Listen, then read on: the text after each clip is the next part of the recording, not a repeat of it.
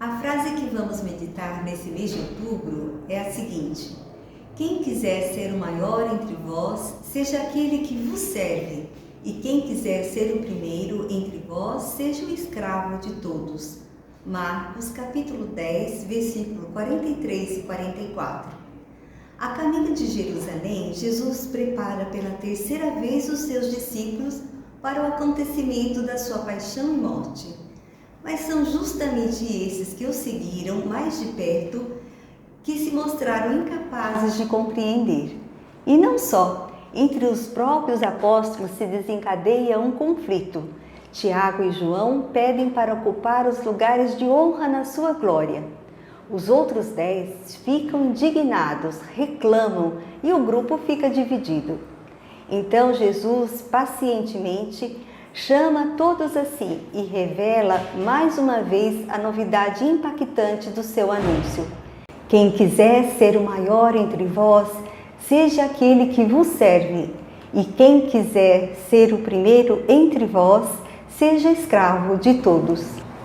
Nessa frase do Evangelho de Marcos, há um crescendo quanto à imagem do servo escravo.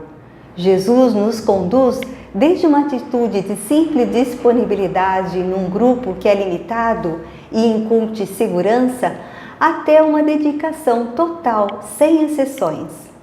É uma proposta absolutamente alternativa e contracorrente se comparada ao conceito humano de autoridade e de governo que, de certo, fascinava os próprios apóstolos e que contagia também a nós. Seria este o segredo do amor cristão? Existe uma palavra do Evangelho que não é propriamente evidenciada por nós cristãos: servir. Parece-nos ultrapassada e humilhante diante da dignidade do homem que dá e recebe. No entanto, aqui está contido todo o Evangelho, porque é amor. E amar significa servir. Jesus não veio para comandar, mas para servir. Servir, estar a serviço um dos outros é cristianismo, e quem o põe em prática com simplicidade, e todos podem fazê-lo, já fez tudo. Um tudo que não permanece como um fato isolado, mas que, por ser cristianismo vivo, se alastra como um incêndio. Quem quiser ser o maior entre vós, seja aquele que vos serve, e quem quiser ser o primeiro entre vós, seja escravo de todos.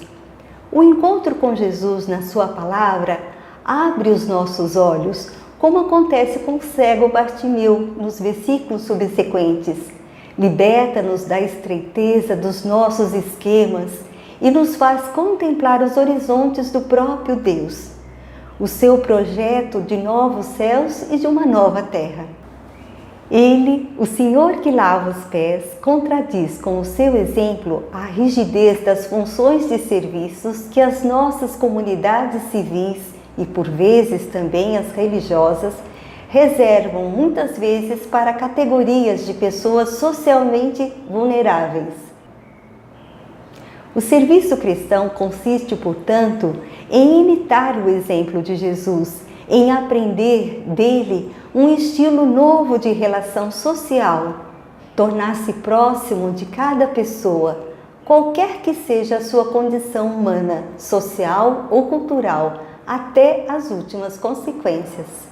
Como sugere Giovanni Anziani, pastor metodista da Igreja Valdense, ao concordarmos em depositar a nossa confiança e a nossa esperança no Senhor, que é servo dos muitos, a palavra de Deus nos solicita a agirmos no nosso mundo e em meio a todas as suas contradições como agentes de paz e da justiça, como construtores de pontes para a reconciliação entre os povos.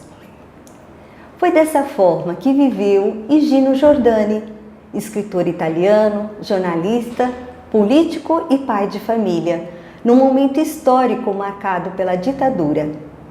Para expressar a sua experiência, ele escreve: a política é, no mais digno sentido cristão, uma serva e não deve tornar-se mandante.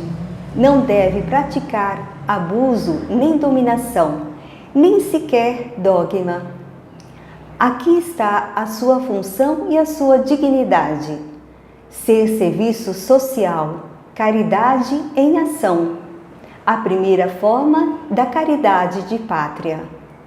Até aqui, Jordane. Com o testemunho da sua vida, Jesus propõe uma escolha consciente e livre, que não mais vivamos fechados em nós mesmos e nos nossos interesses, mas vivamos o outro, com os seus sentimentos, carregando os seus pesos e partilhando as suas alegrias.